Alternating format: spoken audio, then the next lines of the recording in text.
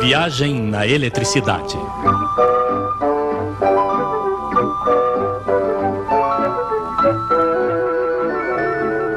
As 3 aplicações da eletricidade. Depois dos alternadores, dos transformadores, das linhas de alta tensão, eis que a eletricidade chega à casa de vocês pronta para trabalhar. Algumas vezes ela se encontra frente a frente com um ferro elétrico que deve aquecer. Em outro lugar deve produzir luz. Outras vezes ela faz girar motores de geladeiras ou coisas semelhantes. Claro, não existe uma eletricidade especial para cada tipo de trabalho, sem a qual os ferros de passar começariam a girar, as geladeiras começariam a aquecer, e realmente não é isso que esperamos deles. É a mesma eletricidade, são os mesmos elétrons, mas existem vários modos de fazê-los trabalhar.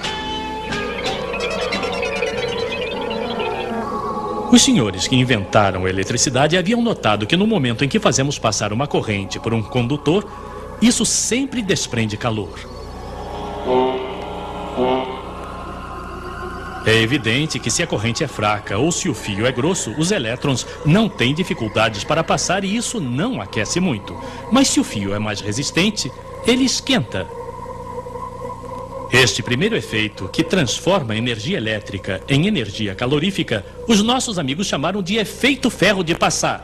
Não, desculpem. Efeito Joule. Quando colocavam um fio ainda mais resistente, aquecia ao máximo e produzia luz.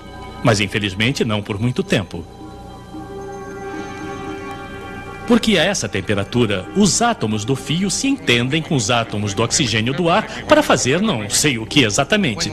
Mas em todo caso o fio queimava e se partia. Se o problema é esse, eles disseram, coloquemos os fios dentro de uma garrafinha e a esvaziemos de seu oxigênio para que o fio não queime. É o que depois chamamos de lâmpada elétrica. Então, primeiro modo de fazer trabalhar os elétrons, o efeito Joule. Outros senhores tinham um hobby. Eles faziam bobinas com fios elétricos que enrolavam em torno de um núcleo de ferro. E, quando a corrente passa, se transforma em ímã.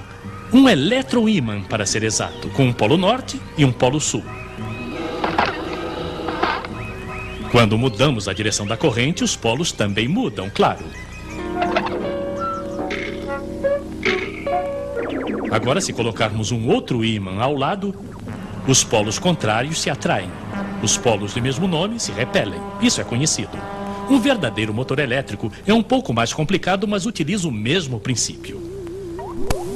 Segundo modo, então, de fazer trabalhar os elétrons, o efeito eletromagnético que transforma a energia elétrica em energia mecânica.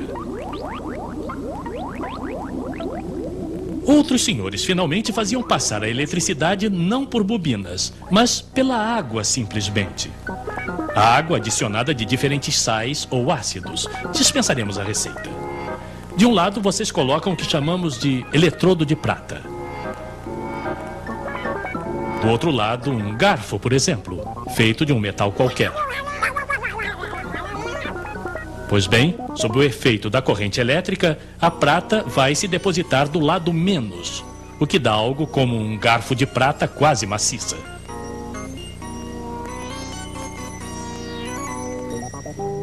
A eletrólise, terceiro modo de fazer trabalhar a eletricidade.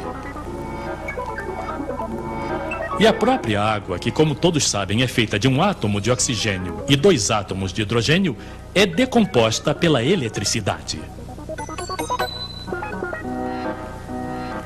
Ora, o gás hidrogênio, se o recuperarmos, o comprimirmos, o liquefizermos, pode ser um excelente carburante, do qual nos servimos em particular para fazer funcionar os foguetes.